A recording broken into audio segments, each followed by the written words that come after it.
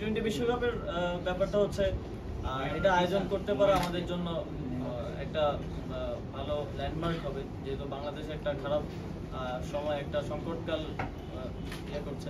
আবার একই সাথে যারা আমাদের মেহমান হয়ে আসবেন তাদের নিরাপত্তা নিশ্চিত করাটাও আমাদের দায়িত্ব। এই সব কিছু বিবেচনায় এটা তো শুধুমাত্র স্পোর্টস মিনিস্ট্রির মধ্যে আর নেই, এটা স্টেট ম্যাটার।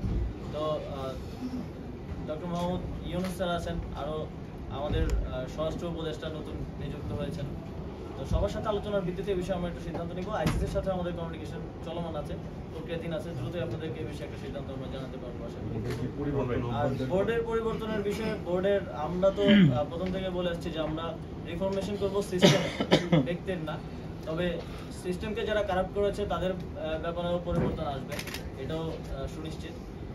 তবে আমরা বোর্ডের পরিবর্তনের ক্ষেত্রে মনোযোগ দিচ্ছি বোর্ডের যেই কনস্টিটিউশন আছে, যারা নতুন দায়িত্বে আসবে কিংবা পাবে তাদেরকে সেই কনস্টিটিউশনে সেটাকে আরো ডেমোক্রেটিক করে গড়ে তুলতে হবে, এবং পাশাপাশি যে অনিয়ম দুর্নীতিগুলো এতদিন হয়েছে সেগুলো প্রকাশ করতে হবে, যাতে বাংলাদেশ ক্রিকেট বোর্ডকে নতুনভাবে সাজানো যায়। শুধু ক্রিকেট বোর্ড না, বাফুফে সহ অন্যান্য যে ফেডারেশনগুলো আমাদের অধীনে আছে সবার ক্ষেত্রে আমাদের একই পরিকল্পনা। তিনি কি সাবেক এবং বর্তমান সাবেক যারা আছেন তারা কি ইনক্লুড করবেন?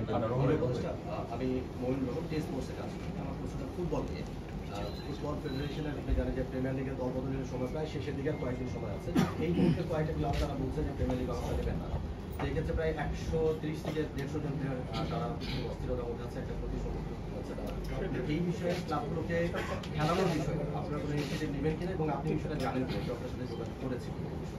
হ্যাঁ, ফেডারেশন থেকে আজকেই মন্ত্রণালয়ে আসার কথা, এবং এই বিষয়ে আলোচনা আমরা করবো। আলোচনা করে একটা সমাধানের দিকে যাওয়ার চেষ্টা করবো। উপদেষ্টা মহোদয়, খেলার বাইরে কি একটা প্রশ্ন করা যাবে কিনা, যদি